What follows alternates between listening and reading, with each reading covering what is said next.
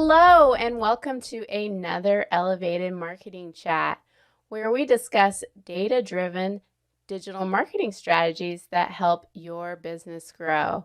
My name is Jennifer Denny. I am the owner of Elevated Marketing Solutions. We are a digital marketing agency that delivers online marketing solutions by accurately tracking your, and I do say your in caps, digital marketing data because we believe every data set has a story to tell. And like I just said, we are all about solutions, so you can learn more about us at elevatedmarketing.solutions.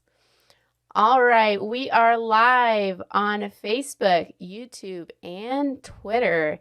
And I promise you that podcast is coming really soon, so you can listen to it wherever you listen to your podcast. It will be called Elevated Marketing Chat, just like we have. I was getting ready to say solutions. I was like, no, it's chat. So per our usual show that we have, the first thing that we are going to go over is our quote of the day. So it is bloody hard to be a high performance person, but you need to do it anyways. I'm probably talking to myself more than anything, but you just have to get up one more time, then you fall down, and you just have to keep trying. It is a psychological game that you play, that you always want to be the absolute best, but you have to accept that you're going to make mistakes, and when you make mistakes, you're going to be learning from them. So let's get started with our topic today. Are digital marketing agencies worth the money? Well, I really hope so, because I own a digital marketing agency, and that would be really sad if I wasn't worth the money that you are paying me. You wouldn't like me, and I would be out of business, but I'm not.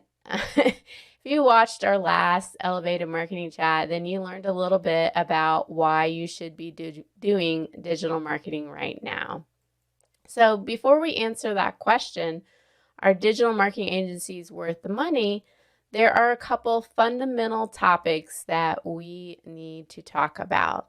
So number one, what should I be spending on my digital marketing? Number two, how to determine the results or the return on investment on your digital marketing. Number three, figuring out what to measure. Number four, that dang attribution topic that I always want to talk about and you guys just want to, get really mad at me about. Number five, how long should I wait for results? And number six, should I just hire in-house or do it myself? So let's start with that first topic. How much should I spend on my digital marketing? Well, according to the SBA, or the U.S. Small Business Administration, you should be spending between 7 and 8% of your gross revenue should go towards your marketing. The problem is that article was written in 2013, and so this is where I'm going to insert my eye roll because it is a little bit outdated. But I'm also really glad that they wrote on the topic about, marketing in a recession, because you also get a 404 error for that topic as well. Apparently, they don't know the answer to that one either. They did, however, write a topic in 2019 about how much you should spend on marketing, but they referenced an article from 2014. So I'm going to say that the Small Business Association is just not quite sure about when it comes to digital marketing. So let's use a more reliable source. Let's use Web Strategies. And according to Web Strategies, and the latest CMO survey showed that 9.8% of your total revenue should be spent on your marketing. Now, it can vary from the different types of businesses that you might be doing, whether or not you're a B2B or a B2C. When you're in B2C, you should be spending just a little bit more money, and you should be about 15.6% of your total revenue. And then if you're in the B2B market, then you should be close to 8.6, but that averages out to 9.8.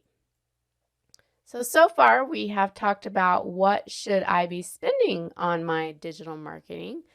Let's next talk about how to determine the results or the return on investment of my marketing. So when we get into this topic, as you can imagine, it is all about math. And so there are some topics that we need to make sure that we understand for return on investment. And there are 4 of them. Number 1, what is my average revenue per sale or average sale value? Number 2, what is my profit margin? Number 3, what is the lifetime value of a customer? So some of us have clients who come in and they make a sale and, we never speak with them or talk with them again. And then some of us have clients that just keep coming back over and over.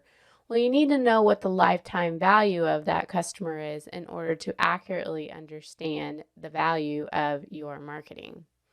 And number 5, what is my allowable, number 4, I skipped one somewhere.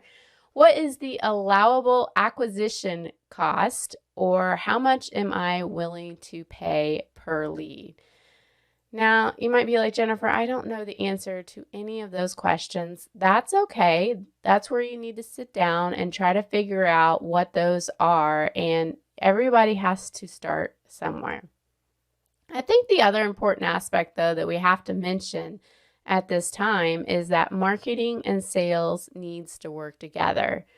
Unless you're an e-commerce company where you just directly make the sale on your website and you check out, there is a point when those leads are being brought in and they're either being handed off to someone at the front desk or they're being handed off to a salesperson.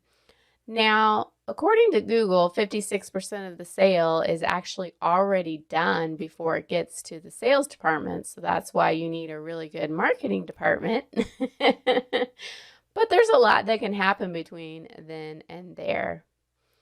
But Jennifer, like each of my services, there's a different profit margin, there's a different value of the customer.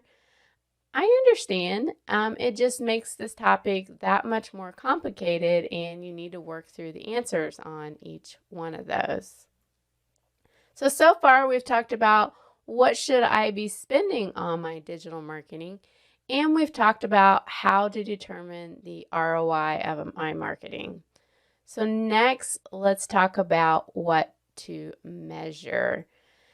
Now, this is a really big topic, and there are a lot of different ways to measure different digital marketing that we're doing, and this is probably going to be another elevated marketing chat that I will go over, but let's make it real simple. How many leads am I bringing in overall once I've started marketing, and how many sales? And or it can be either or, because remember, if you're an e-commerce company, then you're directly got the sales. But if you're not, then you have leads and then from leads to sales. So you have to be looking at that. Can't just do one type of marketing. We've talked about this before. I've written blog posts on it, Omnichannel Marketing. We should be in different places online and doing different types of marketing. So, with that being said, you have to decide when you're looking at each individual channel, what counts, what gets measured, what is the goal of that particular type of campaign that you're running, and what am I looking for it to do. Now, you can decide by each individual channel, right, whether or not there's value. So let's talk about my next topic, and I think this is when I should bring me up on the screen drinking some beer, because it's that dang attribution topic that I keep bringing up over and over because we have to have the conversation. I've talked about it before. It's a hot mess when it comes to attribution. I just recently did a elevated marketing alert. And in that alert, I talked about how different companies are actually taking control of the data, and it's a race. And so it's even harder to say that this channel worked or that channel worked. I think also you have to consider, like, how long is your sales cycle? And I say this in caps, does the platform accurately be able to track according to your sales cycle? Some are as little as 28 days and some will go out to 90. But, at the end of the day, the most used platform out there is Google Analytics, and it's giving the credit to the very last thing that you do. Hence why we have what we have up on the screen. You cannot give the very last beer that you drank 100% credit for all of your marketing. It is all the beers that you have drank. So let's get back to our list. So far, we have talked about what should I spend on digital marketing, how to determine results with ROI, figuring what to measure, that dang attribution topic, and now let's go into how long should I wait for results. Well, when you're considering a digital marketing agency, you do need to consider, like, how long is it going to take in order for me to get results? And when you bring up this topic, you really need to consider, well, what type of marketing are you doing? There is a difference when you're doing organic or SEO or content marketing, however you want to say that. And I know there's a little bit of technical in there as well. Sometimes it can take 6 to 9 months, sometimes 3 to 6, sometimes 1 to 2. We're really at the mercy of the search engines and how they want to give us credit for the work that we have done. Then there's also the paid marketing, so paid ads with the various channels that you can do. I've also done a blog post on this as well, on how quickly you can get results for organic versus paid. And it's not as quick as you think it can be with paid. We don't simply just turn on the button and automatically the leads start flowing in. I really wish that was how it worked, but that is not how it works. So the last topic that we want to talk about is, could I just hire in-house or do it myself?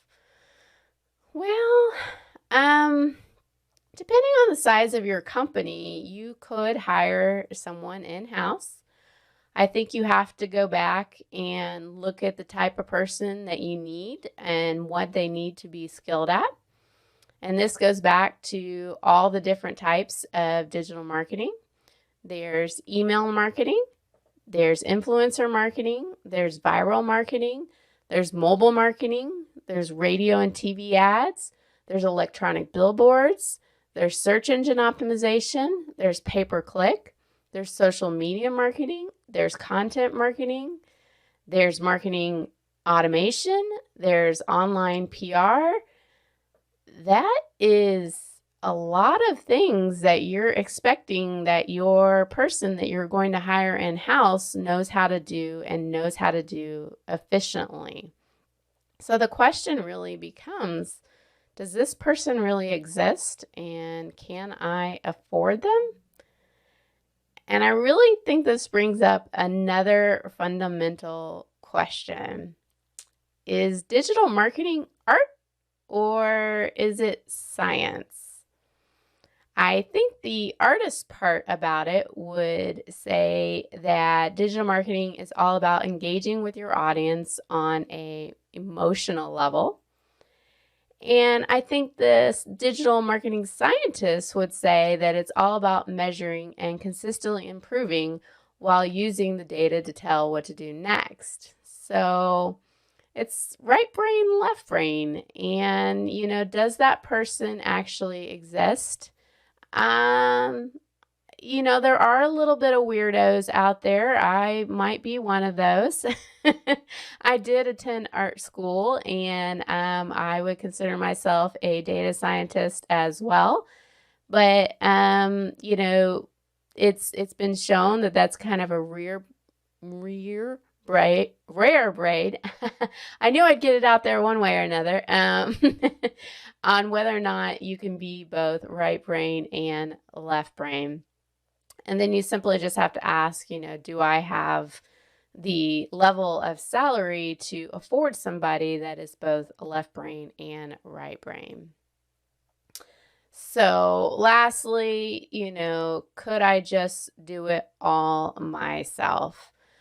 Well, I think in that scenario, you really have to ask yourself a couple questions. Do I have the time? Do you know how to do it? How much is your time worth?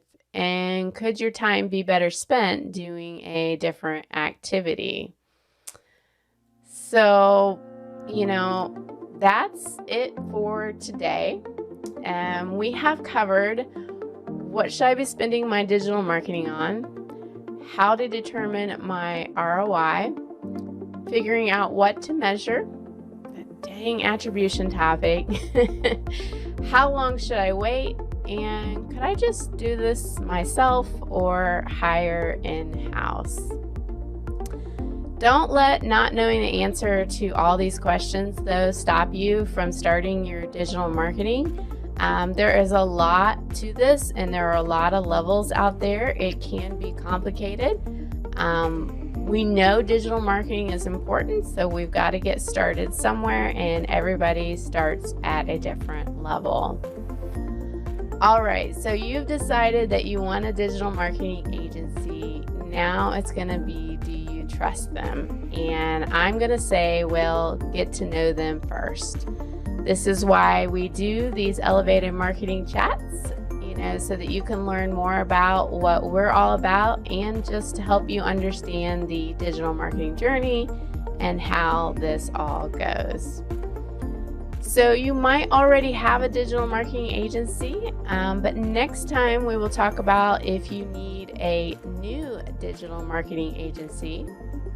In the meantime, you can follow, or subscribe on the many different channels that we have available. You can also go to elevatedmarketing.solutions because we do bring solutions to your digital marketing problems. My name is Jennifer Denny. I am the owner of Elevated Marketing Solutions. And like I said, next time we will talk about do you need a new digital marketing agency? All right. Thanks for coming.